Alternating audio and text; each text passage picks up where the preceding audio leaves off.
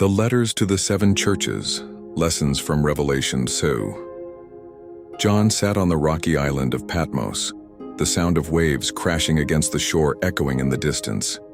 His heart still burned with the vision he had seen, Jesus Christ in all his glory, his voice like the roar of many waters. Now the Lord spoke again, giving messages for the churches, words of love, warning, and hope. The letter to Ephesus, the church that forgot its first love. The Lord said, "Write this to the angel of the church in Ephesus. I know your works. You have worked hard and stood strong. You cannot bear those who are evil. You have tested false teachers and found them liars. You have endured for my name's sake, but I have this against you. You have left your first love." The people of Ephesus were faithful workers, but their hearts had grown cold. Jesus warned them, "Remember where you have fallen from. Repent and do your first works. If you do not, I will remove your lampstand from its place. But you hate the deeds of the Nicolaitans, which I also hate. To those who overcome, I will give to eat from the tree of life in the paradise of God." The letter to Smyrna, the suffering but faithful church. Next came Smyrna, a church poor in the eyes of the world but rich in faith. "I know your works, your suffering, and your poverty, but you are rich. The devil will throw some of you into prison, and you will be tested. Be faithful unto death, and I will give you the crown of life. He who overcomes shall not be hurt by the second death." The believers in Smyrna faced persecution, yet Jesus promised them eternal reward if they stood firm.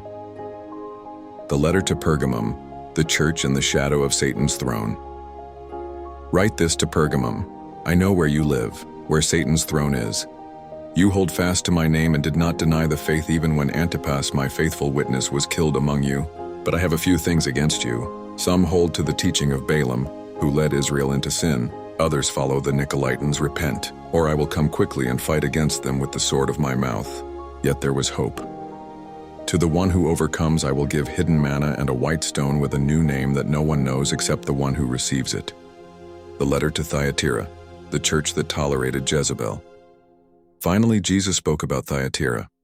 "I know your works, your love, faith, service, and patience. Your latter works exceed the first, but I have this against you. You allow Jezebel, who calls herself a prophetess, to teach and seduce my servants into sexual immorality and idolatry. I gave her time to repent, but she refuses.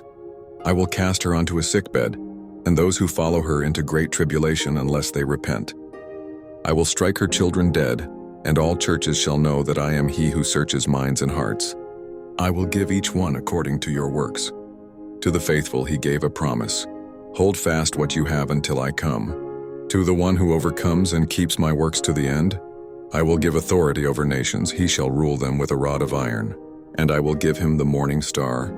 John's hand trembled as he finished writing. These were not just letters.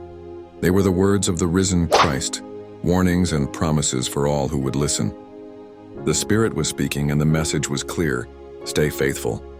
Return to love, overcome, and the reward will be eternal.